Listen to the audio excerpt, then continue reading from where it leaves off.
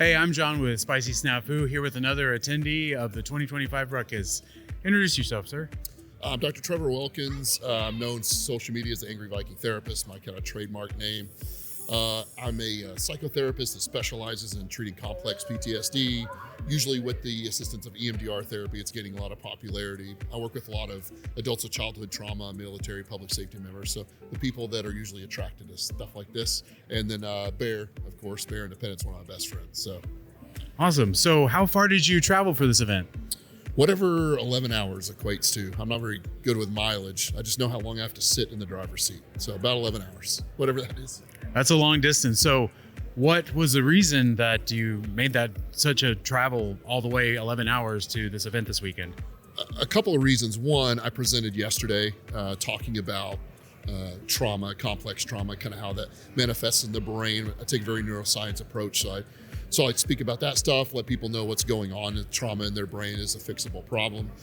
So I was a speaker. I'm also an attendee. You know, I love being around this group. The people that you've interviewed, you know, are kind of people that I think a lot alike and hang around. Again, TJ's Bear is one of my best buddies, so of course I come to support him, but also Caleb House as a whole, which is the whole point of this fundraiser. Of course, I'm sure you've talked about. I work with Caleb House because I do specialize in that complex trauma. So both the people that they bring in, but also the staff members, the people that have to see that stuff, the people that have to investigate that stuff. So I work with them a lot. So just the fundraising part of it alone is important to me. Bringing awareness to it is very important to me, and being able to help while I'm here is important. Awesome. So I got to hear a little bit of your talk yesterday, and I've heard several of them, and you do a phenomenal job, I just have to say. So, so what is one thing that you're looking forward to this weekend, or that has already happened, that is you've been looking forward to the whole time? To me, it's the connection. So I enjoy the speaking. That kind of gets me in front of people. It's to know what I do, what I'm about, what my background is. Yeah. And so then I'll usually have people come up and talk and just ask some questions or talk about life, or maybe have a resource that they may not normally have of the specialty that I do. So, can't cure people in the hallway, unfortunately, but that people can come up and ask questions. At least one, know that somebody else is out there that understands what they're going through. I think it's pretty important. But two, that there is an avenue for getting better. So I enjoy those conversations. I enjoy these conversations so that people can see and learn. And I learn just as much from people as well, both attending the different speakers, attending the service that just happened. So I learn just as much. And so I think that's my favorite part. That's awesome. So last question for you.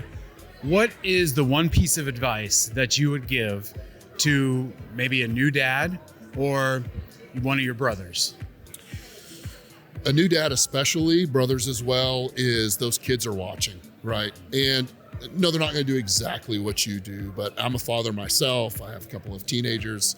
I see them do some things that I think, why did you do it that way? And I think they've seen me do it that way, right? So the bigger picture of that is we learn things experientially, right? We learn them through experience, not just by textbooks or learning.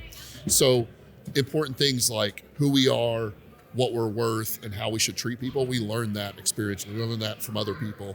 And if you don't get that early in life, if you don't give that to your kids early in life, they're going to learn it the wrong way somewhere else. And that is probably 90% of what I treat adults with childhood trauma, even if they don't think they have childhood trauma. A lot of it goes back to the things that they never learned, that they were good enough and could do things, and how to treat people go way, way back before the trauma that they think they're suffering from. That's awesome. Well, thank you very much for your time. You have a great rest of the weekend. I enjoyed it.